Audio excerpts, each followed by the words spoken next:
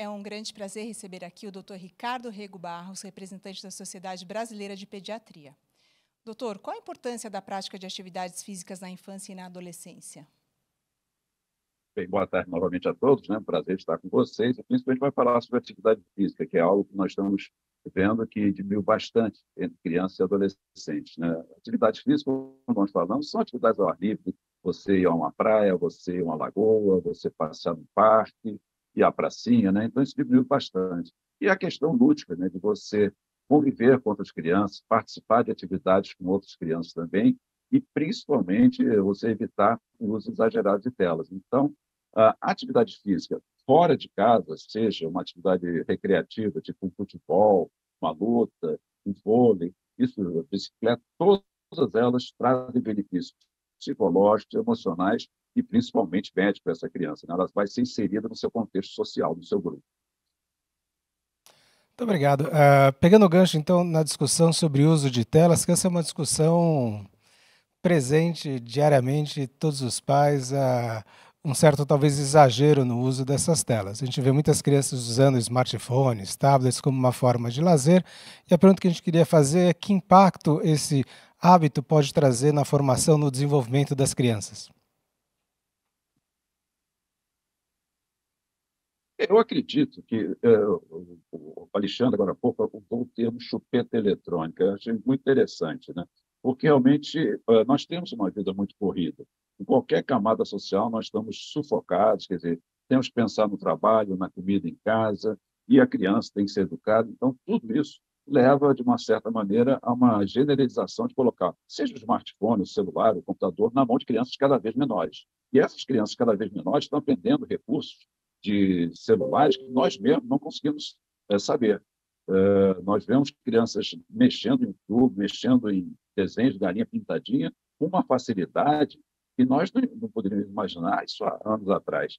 Então, é importante um diálogo entre a família, os pais, o cuidador, no caso, né, e os pediatras, seja na rede pública, seja na rede privada, o pediatra tem muita importância. Ele tem que, de uma certa forma, abordar o assunto e colocar os benefícios do uso do celular de uma maneira correta. Já existem várias regulamentações, várias indicações da Sociedade Brasileira de Pediatria, da Sociedade Oftalmopediatria Brasileira, a Júlia participa disso. Então, é importante esse diálogo, quer dizer, não pode, você não vai querer proibir, mas, por exemplo, você tem que tentar regular esse tempo de tela.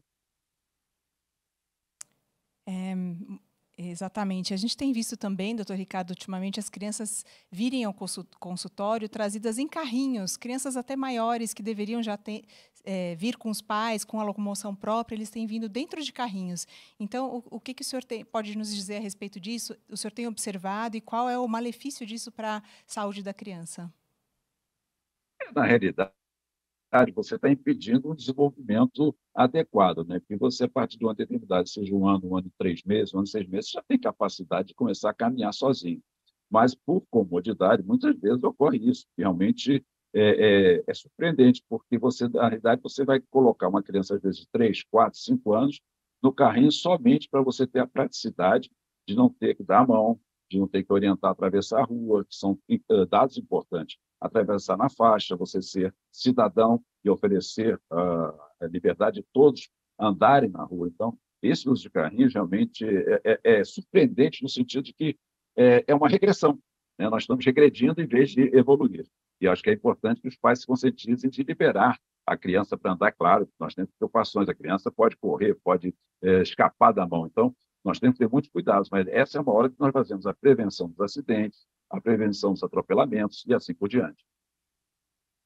Obrigado.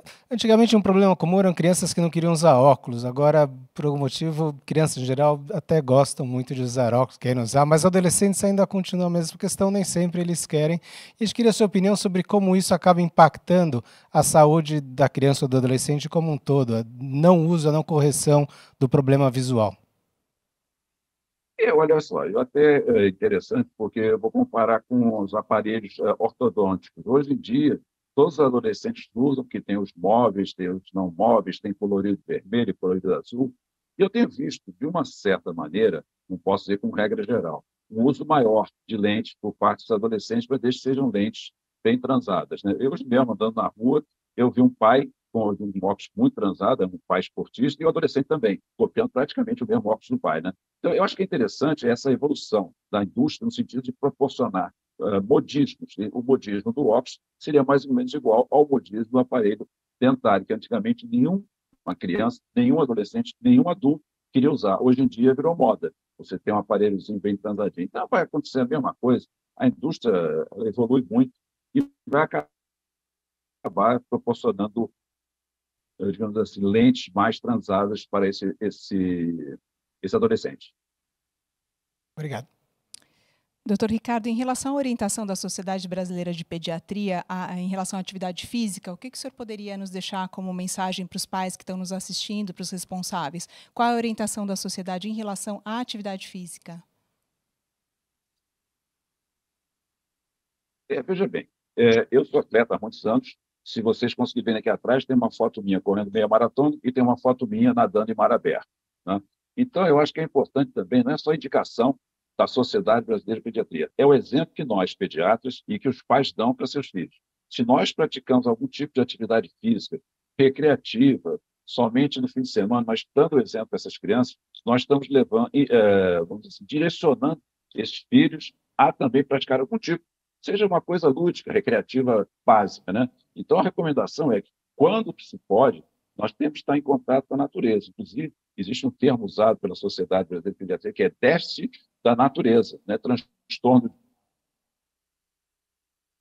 de hiperatividade, né? Transtorno de déficit de natureza. E é importante, que é o que vem acontecendo. Você não vê muita criança, de uma certa maneira, sendo levada pelos pais para uma pracinha, para jogar bola, para ficar no carrinho e assim por diante. Então, atividade física sempre, e exemplo dos pais, e exemplo dos pediatras.